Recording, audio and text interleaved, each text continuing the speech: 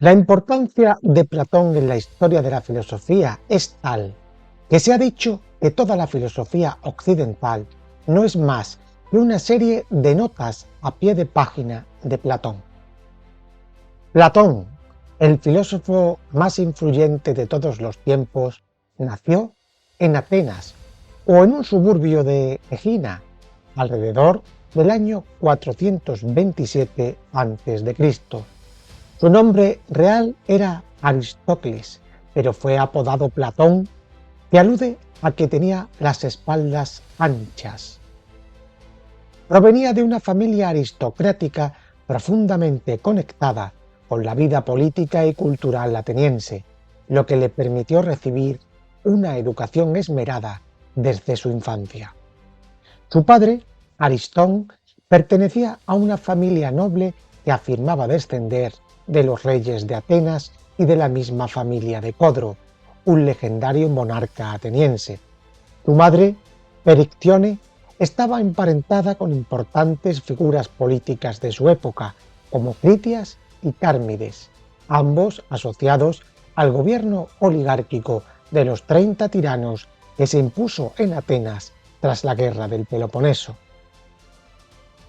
Esta conexión familiar con figuras políticas marcó a Platón desde muy joven, y aunque nunca se interesó en dedicarse a la política activamente, su vida estuvo impregnada por las luchas políticas que sacudían la Atenas de su tiempo.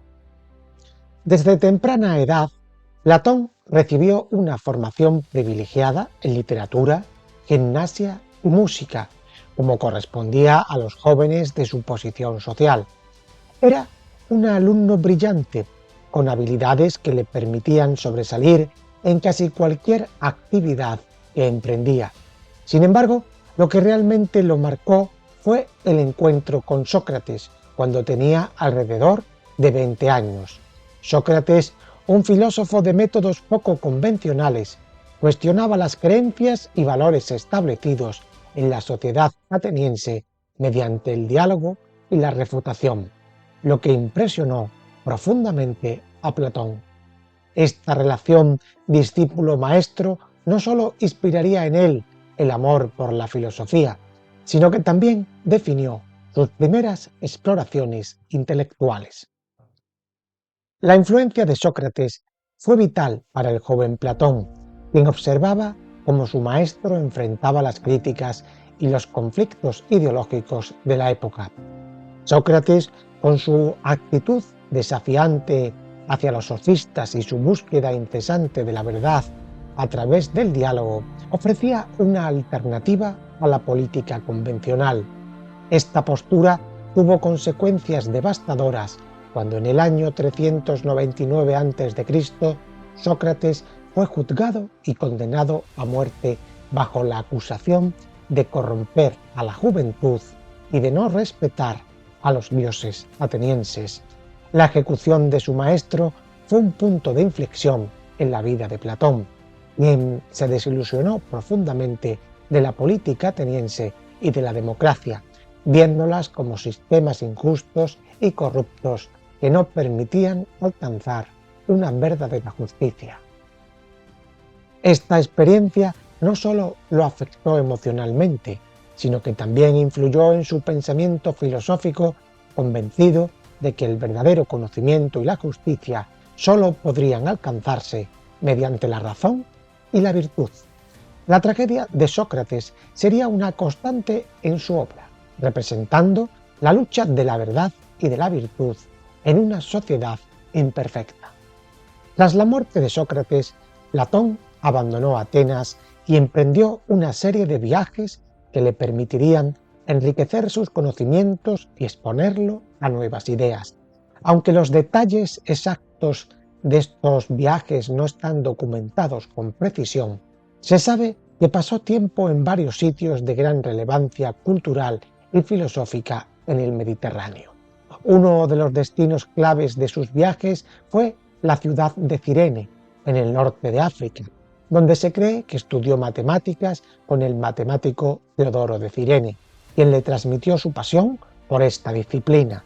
Este encuentro fortaleció en Platón la creencia de que las matemáticas eran una herramienta fundamental para alcanzar el conocimiento verdadero, una noción que luego integraría en su teoría de las ideas. Después de Cirene, Platón viajó a Egipto, donde pudo observar las prácticas religiosas y el conocimiento astronómico y geométrico desarrollado por los sacerdotes. En Egipto se enfrentó a una cultura con profundas tradiciones místicas y filosóficas que probablemente influyeron en su concepción del alma y de la inmortalidad, elementos recurrentes en sus diálogos. La sabiduría egipcia le ofreció una perspectiva diferente sobre el cosmos y la espiritualidad, enriqueciendo su visión del conocimiento como algo más profundo que la mera percepción sensorial. Posteriormente, Platón viajó a la región de la Magna Grecia, específicamente a ciudades como Tarento y Siracusa, donde se relacionó con figuras importantes de la época, entre ellas con los pitagóricos. Los pitagóricos, seguidores de Pitágoras, creían que el universo estaba estructurado de acuerdo con principios matemáticos y que el alma humana formaba parte de un ciclo eterno de reencarnación y purificación. La influencia pitagórica reforzó en Platón la idea de que el mundo sensible era sólo una copia imperfecta de un mundo superior, accesible sólo a través de la razón. Los pitagóricos también creían en la necesidad de una vida ética y virtuosa para alcanzar la armonía, un ideal que Platón adoptaría en su filosofía y en su proyecto educativo. Sin embargo, su relación con Siracusa fue más compleja y marcó otro episodio en su vida. Dionisio I, el tirano de Siracusa, invitó a Platón a su corte, donde el filósofo intentó sin éxito influir en la política local. Este intento de implantar sus ideales filosóficos en el gobierno resultó en una amarga experiencia para Platón, quien fue testigo de la corrupción y la ambición que predominaban en la corte. Su fracaso en Siracusa fue una prueba dolorosa de que sus ideales de justicia y virtud eran difíciles de implementar en el ámbito político, especialmente en un entorno tiránico. A pesar de las dificultades, sus viajes le permitieron ampliar su comprensión del mundo, consolidando el ideal de un gobernante filósofo capaz de guiar a la sociedad hacia la justicia. Estas experiencias prepararon a Platón para regresar a Atenas y emprender su mayor proyecto intelectual, la creación de la Academia. En el año 387 a.C., Platón regresó a Atenas y fundó la Academia, una institución que es considerada la primera universidad en la historia de Occidente. La Academia, ubicada en un recinto sagrado dedicado al héroe Academos, era más que una simple escuela. Era un lugar de formación filosófica, matemática y científica que se regía por el ideal platónico de la búsqueda de la verdad y la virtud. La creación de la Academia fue en parte una respuesta al sistema educativo de los sofistas, a quienes Platón criticaba por cobrar a cambio de impartir enseñanzas que a su juicio no conducían al verdadero conocimiento. En la Academia, Platón pretendía ofrecer una educación gratuita orientada a la formación de futuros líderes y filósofos. Aunque la institución admitía a un público diverso, el objetivo último era preparar a personas con la capacidad intelectual y moral necesaria para guiar a la sociedad. En este sentido, la Academia no solo era un centro educativo, sino un laboratorio de pensamiento donde los alumnos podían desarrollar y discutir las ideas filosóficas en profundidad. La estructura de la Academia estaba organizada en torno a una jerarquía de estudios con las matemáticas y la dialéctica como pilares fundamentales. Las matemáticas se consideraban una disciplina preparatoria que entrenaba la mente para entender la lógica y la abstracción, habilidades esenciales para el conocimiento filosófico. La dialéctica o el arte del diálogo racional era la etapa superior en la formación del filósofo, permitiéndole alcanzar la comprensión de las ideas o formas. Para Platón, la dialéctica era la única vía para acceder al conocimiento verdadero, a la verdad última, ya que permitía trascender las percepciones sensoriales y acceder al mundo inteligible. La academia atrajo a numerosos estudiantes de toda Grecia y se convirtió en un centro de referencia filosófica. Entre sus alumnos más destacados se encontraba Aristóteles, quien, a pesar de su posterior divergencia, fue un discípulo fiel durante más de 20 años. La influencia de la academia se extendió por varias generaciones y, aunque se cerró temporalmente durante la ocupación de Atenas por los macedonios, resurgió en el período helenístico y permaneció activa hasta el siglo VI después de Cristo, cuando fue clausurada por el emperador Justiniano. La obra cumbre de Platón es La República, nombre que se le dio en latín, ya que su título original es Politeia. La República es una de las obras más influyentes de la filosofía occidental. Está escrita en forma de diálogo y su principal protagonista es Sócrates. Su objetivo es explorar qué es la justicia y cómo se puede construir una sociedad justa, además de examinar el conocimiento, la educación y el alma humana. La obra está dividida en 10 libros, en los cuales Platón desarrolla su teoría de la justicia y su concepción de un estado ideal. El diálogo comienza con Sócrates, quien se encuentra en el Pireo de Atenas y se ve envuelto en una conversación sobre la naturaleza de la justicia. Tras algunos intercambios con personajes como Polemarco y Céfalo, surge una definición tradicional de justicia, que es la siguiente: decir la verdad y pagar las deudas. Sócrates refuta esta definición y debate contra Símaco, quien propone una visión cínica.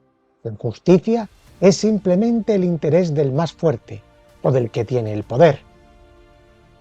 Sócrates rechaza esta idea de que la justicia es el dominio de los poderosos sobre los débiles y, en cambio, sugiere que la verdadera justicia debe buscar el bien de todos los ciudadanos y no solo de unos pocos.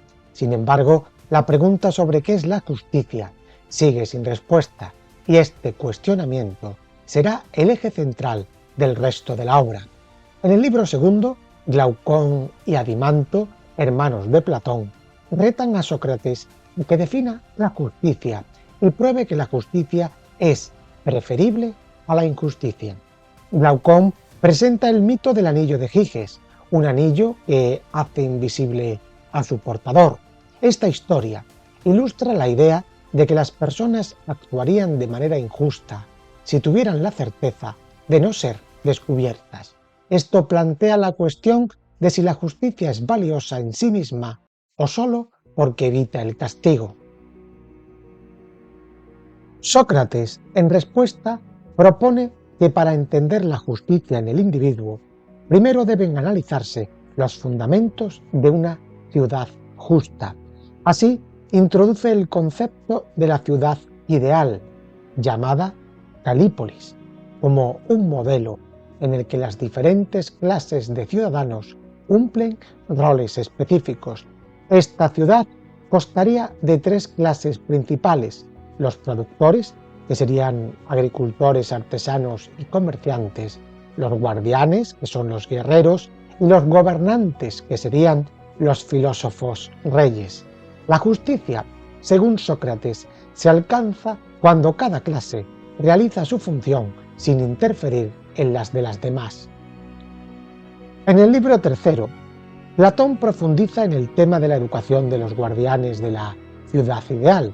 Según él, la educación debe formar el carácter y el alma de los futuros guardianes.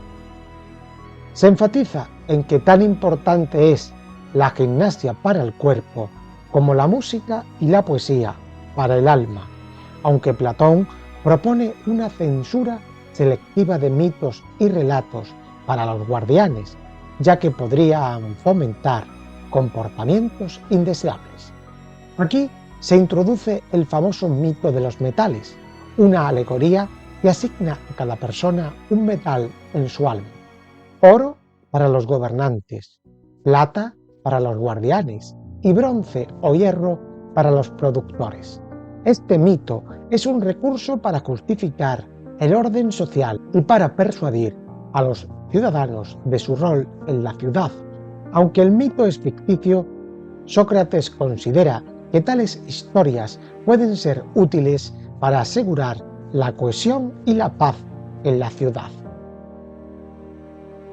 En el libro 4 de la República, Platón, a través de Sócrates, profundiza en la naturaleza de la justicia, explorando cómo esta virtud se manifiesta tanto en la estructura de la ciudad ideal como en el alma del individuo. Sócrates plantea una analogía entre ambas. Sostiene que la justicia en la ciudad refleja la justicia en el alma. Este paralelismo es fundamental en su teoría.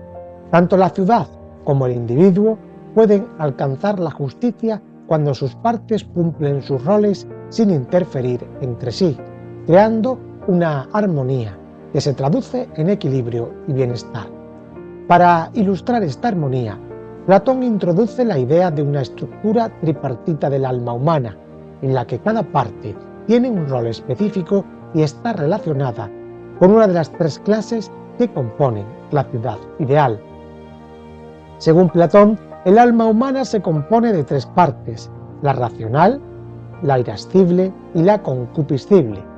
Cada una de estas partes tiene sus propias funciones y deseos, y al igual que las clases de la ciudad, deben trabajar en conjunto para lograr un estado de justicia interna. La parte del alma racional es la que busca el conocimiento y la verdad, es la encargada de la toma de decisiones y del pensamiento crítico, guiando nuestras acciones hacia lo correcto y justo. En la ciudad, esta parte del alma está representada por los filósofos reyes, quienes gobiernan porque poseen el conocimiento necesario para tomar decisiones sabias y justas. La razón es la parte que, según Platón, debe gobernar el alma, ya que sólo cuando la razón dirige, el individuo puede vivir de acuerdo con el bien y alcanzar la verdadera justicia. La segunda parte del alma, la irascible o espíritu, es la fuente de nuestras emociones, valor y coraje. En el individuo, el espíritu actúa como una fuerza que apoya a la razón, motivando la acción y defendiendo lo que es correcto. Este comportamiento de nuestra alma es el que nos impulsa a enfrentar los desafíos, a preservar y a mantenernos firmes en nuestras decisiones. En la ciudad, la clase de los guardianes corresponde a esta segunda parte del alma. Los guardianes que protegen la ciudad y actúan con valor en defensa de sus ciudadanos son guiados por este alma, por su espíritu, que debe trabajar en cooperación con la razón para mantener el equilibrio. Platón enfatiza que el espíritu de este alma irascible está alineado con la razón, no dominado por la ira o el deseo personal, sino orientado hacia el bien común. La tercera parte del alma es la concupiscible, o de los deseos. Es el aspecto del alma que busca la satisfacción de las necesidades físicas y materiales, como el hambre, la sed y los impulsos sexuales. Representa la inclinación hacia los placeres y la comodidad, y su rol en la estructura del alma es permitir al individuo satisfacer sus necesidades de forma equilibrada y moderada. En la ciudad, esta parte del alma corresponde a los productores, agricultores, artesanos y comerciantes, quienes proporcionan los bienes y servicios necesarios para la subsistencia y el bienestar de la comunidad. Sin embargo, esta parte del alma es también la más propensa a desear lo que puede desviarnos de la virtud, por lo que Platón sostiene que debe estar controlada por la razón.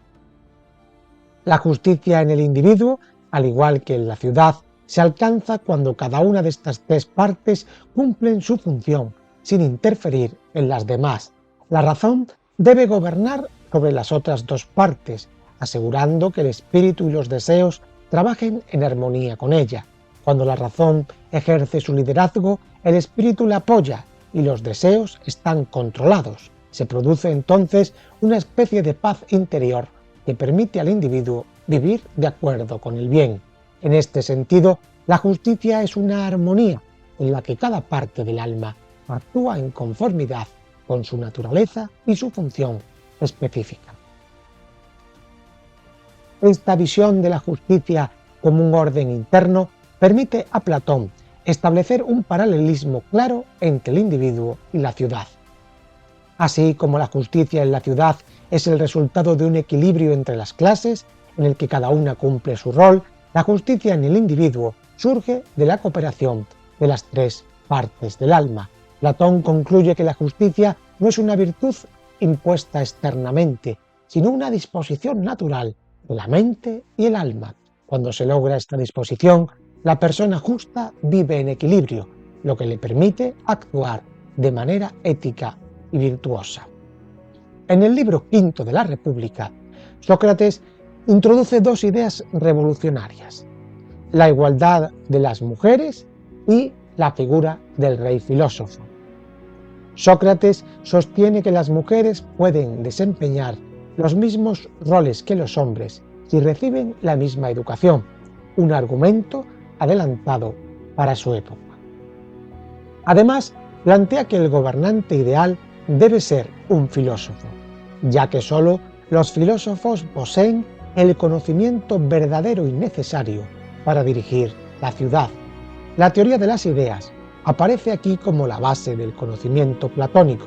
Las ideas son formas perfectas y eternas que existen en un mundo más allá de lo sensible, y solo el filósofo que es capaz de comprender estas ideas puede gobernar con justicia. Durante el libro VI, Platón desarrolla su teoría de las ideas en el contexto de la educación del filósofo. Introduce la alegoría del sol, en la que compara el bien con el sol.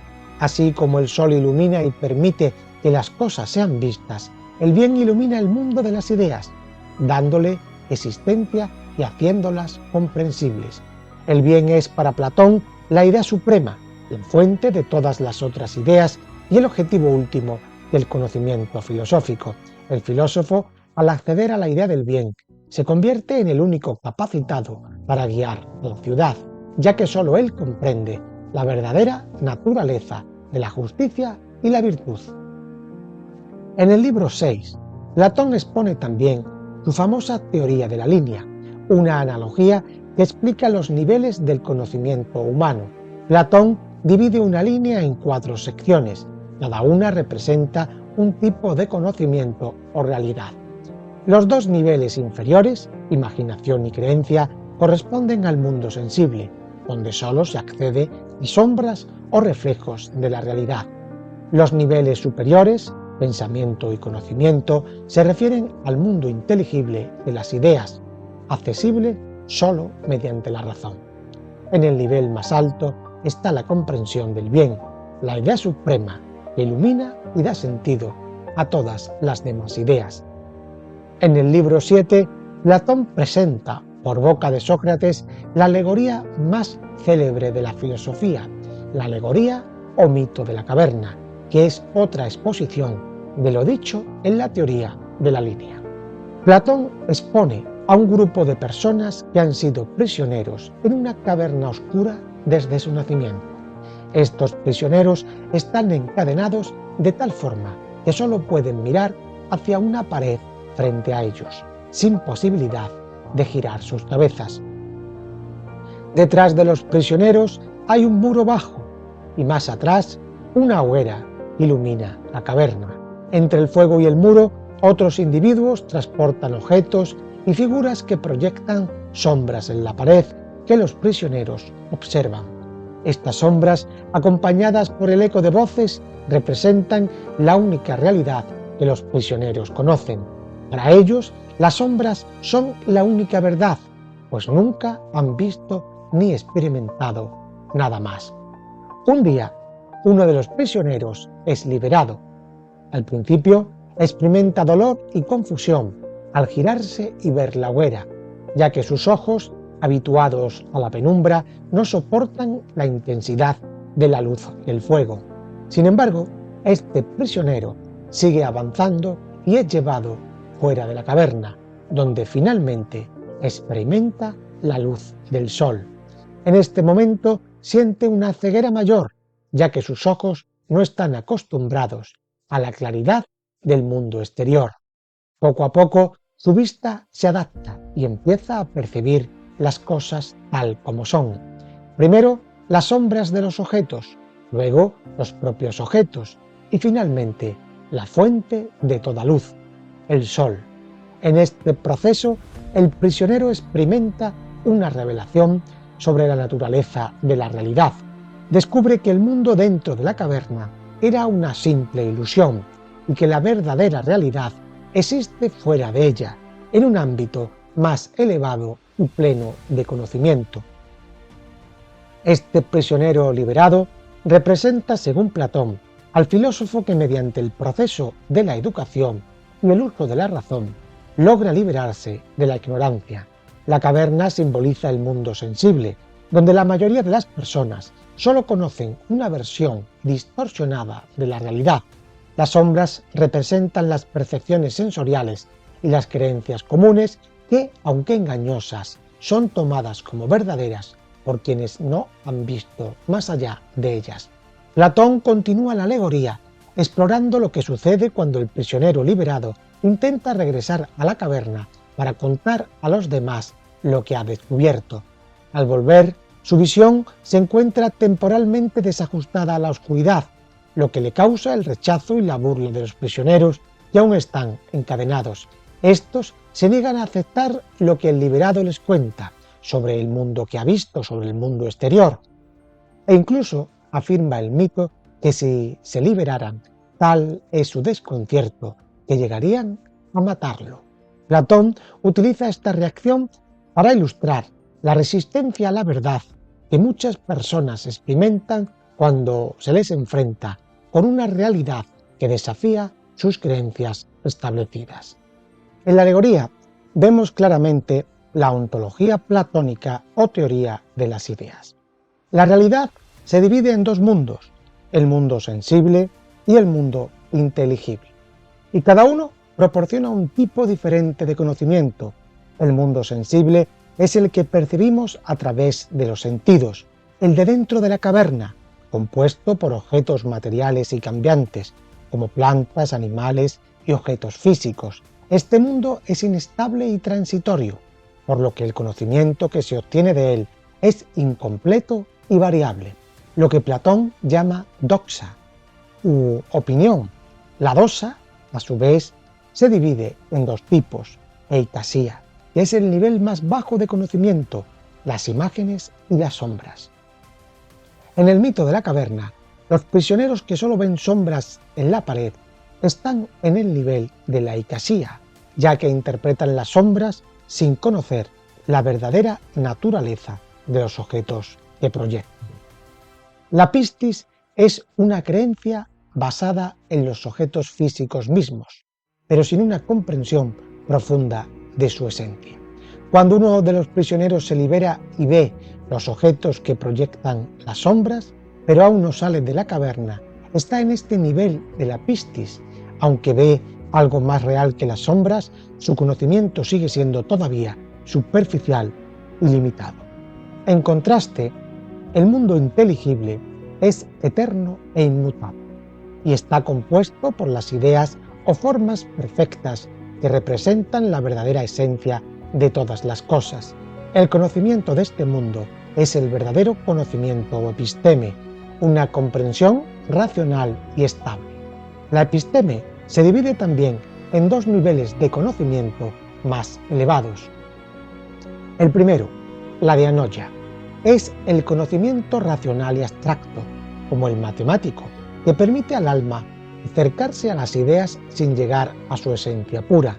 En la alegoría de la caverna, cuando el prisionero sale y observa reflejos de los objetos en el agua está en el nivel de la dianoia, pues empieza a entender la realidad más profundamente, aunque no directamente. La noesis es el nivel más alto de conocimiento, alcanzado mediante la contemplación directa de las ideas, especialmente la idea del bien, que da sentido y existencia a todas las demás. En el mito de la caverna, cuando el prisionero finalmente ve el sol directamente y comprende que es la fuente de toda luz y vida, simboliza la noesis. Aquí, el prisionero alcanza la comprensión total y directa de la verdadera realidad. Así, en el mito de la caverna, Platón representa los niveles de conocimiento: eikasia y pistis en el mundo sensible, dianoia y noesis en el mundo inteligible, mostrando cómo el alma progresa desde la ignorancia hasta la sabiduría absoluta a través de la educación filosófica. En la alegoría, el sol simboliza la idea del bien, la verdad suprema y fuente de todo conocimiento y realidad, mientras que el ascenso del prisionero representa ese arduo camino de la educación filosófica.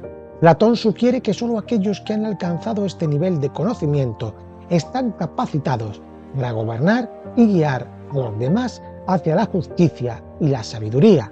Así, la alegoría no solo trata sobre el conocimiento individual, sino sobre la responsabilidad del filósofo de guiar a la sociedad hacia una comprensión más elevada de la verdad y de la justicia. En relación con la alegoría de la caverna, tenemos la teoría de la reminiscencia, que es otra de las ideas centrales de la filosofía de Platón, especialmente en su concepción del conocimiento. Esta teoría de la reminiscencia sostiene que aprender no es adquirir conocimientos nuevos, sino recordar conocimientos que el alma ya posee desde el nacimiento. Según Platón, el alma es inmortal y ha existido en el mundo inteligible, donde ha contemplado las ideas o formas eternas y perfectas, como la justicia, la belleza y el bien.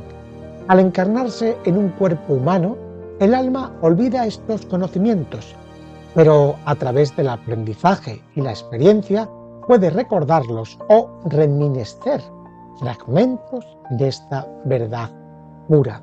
Esta teoría aparece en varios diálogos de Platón, pero es sobre todo en el Menón donde Sócrates la ilustra de forma práctica mediante un experimento con un esclavo sin educación en matemáticas.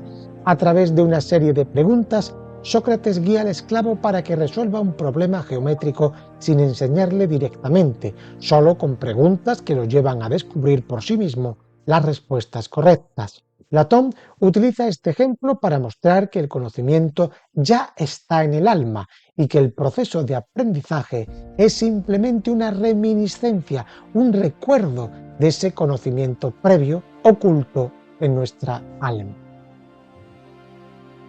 En este sentido, la reminiscencia se distingue de la percepción sensorial, ya que el conocimiento verdadero o episteme no proviene de los sentidos solo captan el mundo físico, que es imperfecto y cambiante, mientras que el conocimiento de las ideas es eterno y no puede provenir de las experiencias sensibles. Por lo tanto, el conocimiento verdadero se alcanza al recordar las ideas que el alma ya conocía en el mundo inteligible. Platón sostiene que todo conocimiento sobre la justicia, la belleza o el bien son recuerdos de una verdad superior que el alma contempló en su existencia anterior. La teoría de la reminiscencia también se relaciona con la educación. Según Platón, el rol del maestro no es llenar de información al alumno, sino ayudarle a recordar lo que ya sabe en lo más profundo de su alma. Este proceso educativo es similar al que experimentan los personajes en los diálogos de Platón, en los cuales Sócrates no imparte conocimiento de forma directa, sino que guía a sus interlocutores a través de preguntas para que ellos mismos lleguen a la verdad. Volviendo a la República, al libro octavo, vemos que Platón ahí analiza por boca de Sócrates las formas de gobierno y cómo cada una de ellas degenera en otra forma menos perfecta. Describe 5 tipos de gobierno en un ciclo de decadencia. El primero es la aristocracia. Para él, la aristocracia es la forma de gobierno ideal, en la que los mejores ciudadanos, especialmente los filósofos, gobiernan basados en conocimiento y virtud, buscando el bienestar de la sociedad. Este modelo asegura un gobierno justo y sabio, ya que quienes lo encabezan están formados en el conocimiento del bien. El segundo tipo de gobierno es la timocracia. La timocracia es una degeneración de la aristocracia. Es un gobierno donde predomina el honor y el valor militar. En esta sociedad, los gobernantes están más motivados por el espíritu competitivo y la búsqueda de gloria que por la sabiduría. Aunque sigue manteniendo cierta estabilidad, la timocracia es inferior a la aristocracia porque el honor se convierte en su motor en lugar de la razón. El tercer tipo de gobierno es la oligarquía. La oligarquía surge cuando la búsqueda de honor en la timocracia es sustituida por la avaricia. En este sistema, los ricos dominan y la riqueza se convierte en el principal criterio para el poder. Esto genera desigualdad y conflictos, ya que el gobierno deja de preocuparse por el bien común y busca la acumulación de la riqueza. El cuarto tipo es la democracia, que emerge en respuesta a la opresión de la oligarquía. En la democracia, la libertad se convierte en el valor supremo y el poder se distribuye entre todos los ciudadanos. Sin embargo, para Platón esta libertad sin límites conduce al caos, ya que cada ciudadano actúa según sus deseos personales, sin una orientación hacia la virtud o el bien común. Finalmente, el quinto tipo de gobierno es la tiranía, el peor de los sistemas. La tiranía surge cuando un líder carismático explota el desorden democrático para tomar el poder absoluto, llevando al máximo la corrupción y el despotismo. En el libro 9, Sócrates expone cómo la tiranía afecta no solo a la ciudad, sino también al alma individual. Describe cómo el alma tiránica está dominada por deseos irracionales y desmedidos, mientras que el alma justa vive en armonía. Concluye que la justicia lleva a una vida más plena y equilibrada que la injusticia, y que el individuo justo alcanza la verdadera felicidad. Sócrates refuta la idea de que la injusticia pueda ser más ventajosa que la justicia y afirma que el hombre justo vive una vida más satisfactoria y en equilibrio al estar en armonía consigo mismo. La justicia, pues, no es solo una ventaja social, sino una condición para la realización personal. En el último libro de la República, Platón critica la poesía y las artes, especialmente la tragedia y la comedia, por ser imitaciones de la realidad que alejan al individuo de la verdad. La poesía, según él, apela a las emociones en lugar de a la razón y puede influir negativamente en los guardianes de la ciudad ideal. Esta censura a la poesía está relacionada con su convicción de que la filosofía debe guiar el alma hacia la razón y el conocimiento. Finalmente, Sócrates aborda la inmortalidad del alma y narra el mito de Er, una historia sobre la reencarnación que ofrece una visión de la justicia en el más allá. Según el mito de Er, las almas justas serán recompensadas después de la muerte, mientras que las injustas sufrirán castigo. Este mito refuerza la idea de que la justicia no solo tiene beneficios en esta vida, sino que también es valiosa en el más allá, lo que cierra la República con una reflexión sobre la inmortalidad y la virtud. Una vez que abandonamos la República, cabe preguntarnos, ¿cuál era el Dios de Platón? La concepción de Dios en la filosofía de Platón es una cuestión compleja, ya que si bien Platón no desarrolla una teología formal como en las tradiciones monoteístas, Sus ideas metafísicas y éticas sugieren una visión de lo divino que influiría profundamente en el pensamiento occidental. Para Platón, lo divino no se representa como un Dios personal, al estilo de las religiones abrahámicas, sino como una realidad trascendental que organiza y fundamenta el cosmos y la existencia. En la República, el Banquete y especialmente en el Timeo, Platón establece una estructura que permite entrever su idea de lo divino, principalmente a través de conceptos como el bien supremo, el demiurgo y el mundo de las ideas. Estos elementos, aunque no forman un sistema teológico en sí, expresan su pensamiento sobre una divinidad racional, eterna y perfecta. Platón sitúa el concepto de lo divino en el ámbito de las ideas, siendo la idea del bien la más elevada y la causa de todas las demás. La idea del bien es para Platón el origen y el fin de todo conocimiento y existencia. Representa la verdad última y la máxima perfección. Esta noción del bien trasciende el mundo físico y se encuentra en el mundo inteligible, un reino de ideas perfectas e inmutables. Aunque Platón no describe el bien como un dios en términos humanos, su rol en la estructura de la realidad sugiere que lo concibe como una forma de divinidad abstracta.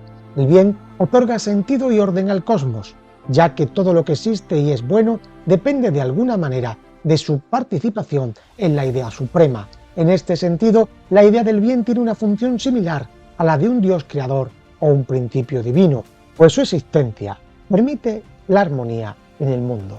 Además del bien, Platón presenta al demiurgo en su diálogo El Timeo, que es una figura clave para comprender su visión de un principio organizador del universo. El demiurgo es una especie de artesano divino, responsable de moldear el cosmos a partir de un material caótico y eterno, el cual organiza de acuerdo con las ideas. A diferencia de un creador absoluto, el demiurgo no produce la materia de la nada, sino que le da forma siguiendo un modelo eterno e ideal, el del mundo de las ideas. Aunque Platón no caracteriza al demiurgo como omnipotente ni omnisciente, esta figura actúa en beneficio de la armonía y la belleza del universo, reflejando en cierto modo la bondad de la idea del bien. El demiurgo es en esencia un agente intermedio entre el mundo de las cosas, el sensible, y el de las ideas, que busca siempre lo mejor y ordena el caos para crear un cosmos ordenado y bello. La idea de un demiurgo benevolente y racional revela que Platón percibe lo divino como una fuerza ordenadora y armonizadora, más que como una entidad con características humanas o emocionales. Este Dios creador no interviene caprichosamente en el mundo, sino que actúa en conformidad con la razón y los principios de lo que es bueno y bello. La noción de belleza y armonía es crucial en la cosmología platónica, ya que Platón considera que la belleza es una manifestación directa de lo divino. Así, para él, el demiurgo, al actuar en función de la idea del bien, refleja la bondad y la inteligencia en el universo. Otro elemento esencial en la visión de Platón sobre lo divino es la inmortalidad del alma. Platón cree que el alma humana es inmortal y en consecuencia tiene una conexión con el mundo de las ideas y por tanto con la divinidad. En diálogos como el Fedón argumenta que el alma no solo persiste antes de nacer en el cuerpo, sino que también sobrevive después de la muerte. Esta perspectiva implica que el alma humana posee una naturaleza divina y que su destino ideal es regresar al mundo inteligible, su verdadero hogar. La inmortalidad del alma y su relación con el bien muestran que Platón considera lo divino como algo profundamente relacionado con la vida humana, donde el alma debe aspirar a conocer y participar en la verdad y en el bien supremo. Otro punto importante de la filosofía de Platón es la teoría del amor, conocida como el amor platónico, que se expone principalmente en su obra El Banquete. Según Platón, el amor, Eros, es una fuerza que impulsa al alma humana hacia la belleza y la verdad. Este amor comienza como una atracción física por la belleza de una persona, pero a medida que evoluciona, se transforma en una búsqueda de una belleza más elevada y abstracta. El proceso implica una serie de escalones o de etapas, desde el amor por una persona particular hasta el amor por la belleza de todas las personas, luego hacia la belleza de las almas y finalmente hacia la belleza en sí misma, que es eterna e inmutable. El amor para Platón no es solo un sentimiento romántico, sino un anhelo espiritual y filosófico que eleva al alma hacia el conocimiento del bien y la verdad. El amor platónico es, en última instancia, el deseo de alcanzar la belleza absoluta y la perfección, más allá de lo físico y lo sensorial. Esta teoría ha influido profundamente en la cultura occidental, configurando el concepto de amor como una experiencia espiritual y trascendental que va más allá del deseo físico.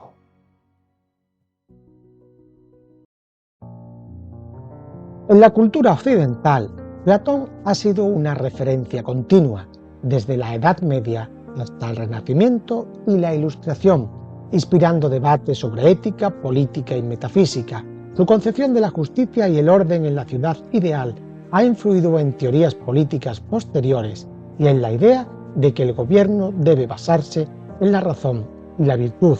La tradición neoplatónica también permeó el pensamiento renacentista y el arte, promoviendo una visión de la belleza y la verdad como reflejos de una realidad trascendental. Platón ha ejercido también una influencia profunda en la historia del cristianismo. Su filosofía, especialmente sus conceptos de las ideas y del mundo inteligible, inspiró a los primeros cristianos como San Agustín, quien adaptó la noción platónica de las ideas eternas al concepto de Dios como fuente de toda verdad y bondad. La teoría de la dualidad entre el mundo sensible y el inteligible fue reinterpretada en el cristianismo como la diferencia entre el mundo terrenal y el celestial, en la que el alma aspira a regresar a su origen divino. La visión platónica del bien supremo influyó en la idea cristiana de Dios como principio absoluto y perfecto. En resumen, podemos decir que después de este paseo, Platón es quizás, por no decir, el pensador más importante de la historia de la filosofía.